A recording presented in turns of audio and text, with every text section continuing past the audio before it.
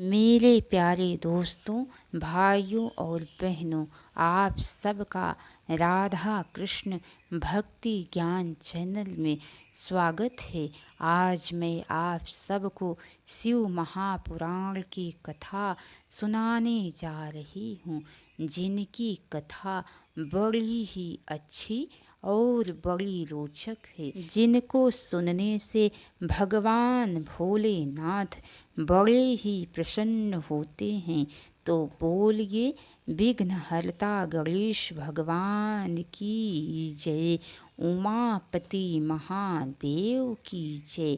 चलिए दोस्तों, आप सबको शिव महापुराण की आगे की कथा सुनाती हूँ। ब्रह्मा जी कहते हैं कि ये समस्त जीव इनके वश में हैं, ये सब के प्रेरक हैं, ये परम भक्ति से ही देखे जा सकते हैं, अन्य उपायों से नहीं। वह भक्ति शिव की कृपा से ही प्राप्त होती है और उनकी कृपा भक्ति से उत्पन्न होती है। जैसे अंकुर से बीज और बीज से अंकुर उत्पन्न होता है, ज्ञान और भक्ति के अनुरूप शिव की कृपा प्राप्त होने पर मुक्ति होती है।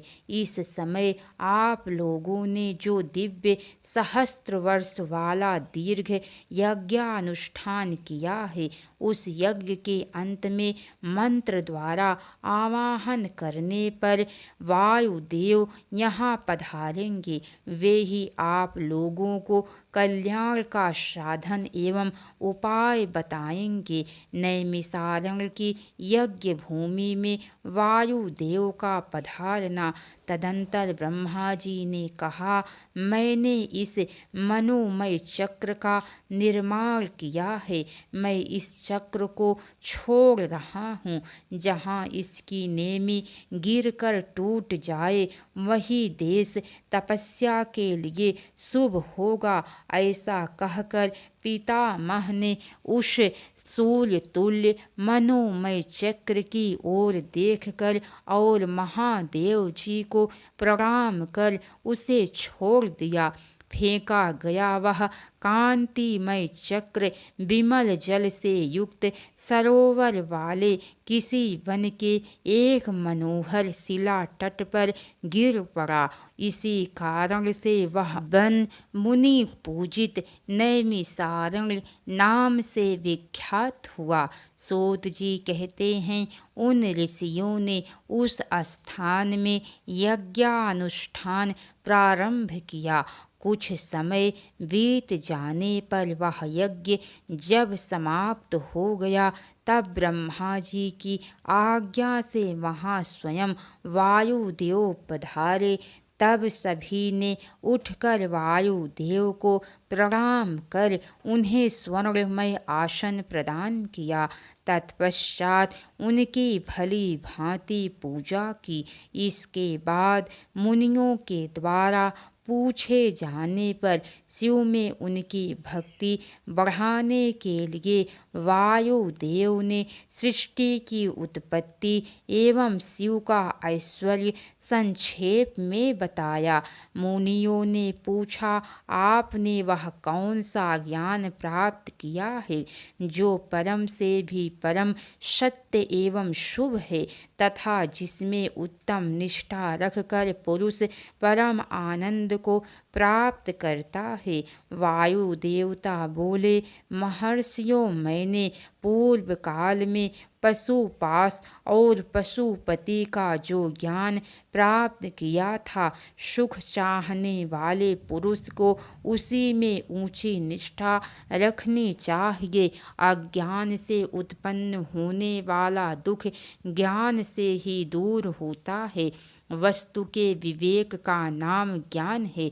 वस्तु के तीन भेद माने गए हैं, जड़, प्रकृति, चेतन, जीव, और इन दोनों का नियंता परमेश्वर है। इन्हीं तीनों को क्रम से पाश, पशु तथा पशुपति कहते हैं। ब्रह्मा जी से लेकर अस्थावर प्राणियों तक सभी जीव पशु कहे गए हैं। उन सभी पशुओं के लिए ही यह उत्तम दृष्टांत कहा गया है। यह जीव पाशों में बंधता और सुख दुख भोगता है, इसीलिए पशु कहलाता है। यह ईश्वर की लीला का साधन भूत है। महर्षियों, इस विश्व का निर्माण करने वाला कोई पति है, वही पशुओं को पास से मुक्त करने वाला है, अतः वही पशुपति है। पशुपाश और पति का जो वास्तव में पृथक पृथक स्वरूप है, उसे जान कर ही ब्रह्मवेत्ता मनुष्य योनि से मुक्त होता है। सृष्टि के आरंभ में एक रुद्रदेव ही विद्यमान रहते हैं, दूसरा कोई नहीं रहता। वे ही इस जगत की सृष्टि करके इसकी रक्षा करते हैं और सबका संहार कर डालते हैं। इसके अनंतर वायुदेव ने विद्या अविद्या प्रकृति पुरुष आत्म तत्व जीव तत्व का तात्विक विवेचन प्रस्तुत किया है।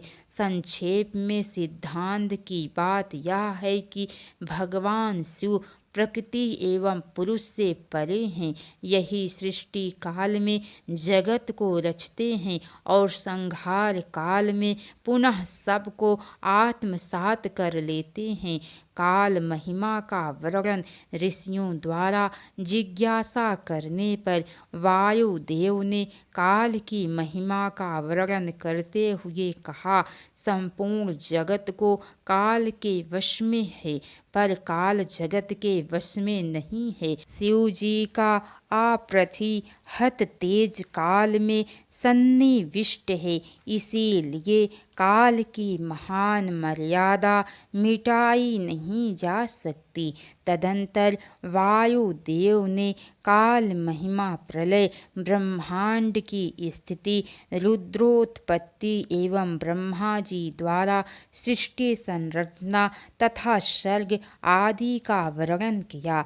ब्रह्मा जी द्वारा सृष्टि संरचना का उपक्रम वायुदेव ने कहा। ब्रह्मा जी ने पहले 5 मानस पुत्रों को उत्पन्न किया, शनक, शनक नंदन, सनातन, ऋभु और सनत कुमार। ये सब के सब योगी तथा वीतराग थे। उन्होंने सृष्टि रचना की इच्छा नहीं की तथा ब्रह्मा जी ने पुनः सृष्टि संरचना की इच्छा से बड़ी भारी तपस्या की, पर इससे उनका कोई काम ना बना। इस कारण क्रोधित होने पर ब्रह्मा जी के दोनों नेत्रों से आंसू की बूंदें गिरने लगी। इन अश्रु बिंदुओं से भूत प्रेत उत्पन्न हुए। क्रोध मोह के कारण उन्हें मूर्छा आ गई। इसी क्रम से भगवान नील लोहित शिव ब्रह्मा जी के मुख से 11 रूपों में प्रकट हुए। महादेव जी ने उन 11 स्वरूपों में कहा कि तुम लोग आलस्य रहित होकर प्रजा संतान की वृद्धि के लिए प्रयत्न करो। उनके ऐसा कहने पर वे व्याकुल होकर रोने और दौड़ने लगे। रोने के कारण उनका नाम रुद्र हुआ। इनके अनंतर ब्रह्मा ने 8 नामों द्वारा परमेश्वर का शिव स्तवन किया। ब्रह्मा जी के इस प्रकार प्रार्थना करने पर भगवान रुद्रदेव की आज्ञा प्राप्त कर ब्रह्मा जी ने अन्य अन्य प्रजाओं की सृष्टि आरंभ की। उन्होंने अपने मन से ही मरीचि, भृगु, अंगिरा, पुलस्त्य आदि 12 पुत्रों की सृष्टि की। तत्पश्चात समाधि द्वारा अपने चित्र को एकाग्र करके रुद्र सहित ब्रह्मा जी ने देवताओं, असुरों, पितरों, विद्याधरों, गंधर्वों, गुहकों, मनुष्यों एवं पशु पक्षियों, जलचरों, सर्पों, कीटों इत्यादि को अपने अंगों उप अंगों से उत्पन्न किया। वायु वायुदेव ने कहा, वास्तव में अचिंत रूप महेश्वर ही सब भूतों के निर्माता हैं। उनके मुख से ब्राह्मण प्रकट हुए। वक्ष स्थल के ऊपरी भाग से क्षत्रियों की उत्पत्ति हुई। दोनों जंघों से वैश्य तथा पैरों से शूद्र उत्पन्न हुए। इस प्रकार उनके अंगों से संपूर्ण वर्णों का प्रादुर्भाव हुआ।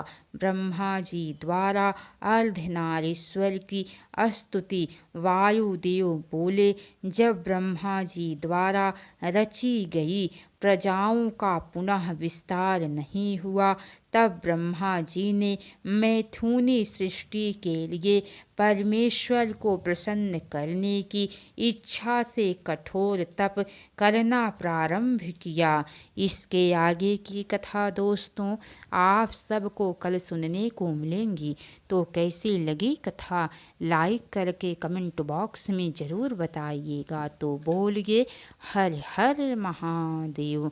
अब तक की सारी वीडियो देखने के लिए आप सबको बहुत बहुत धन्यवाद। राधे राधे दोस्तों कथा में जहाँ कहीं भी कुछ भी गलती हुई हो तो उसके लिए आप सब क्षमा कीजिएगा। आप सबसे मैं बारंबार क्षमा मांगती हूँ। तो बोलिए दोस्तों राधे राधे।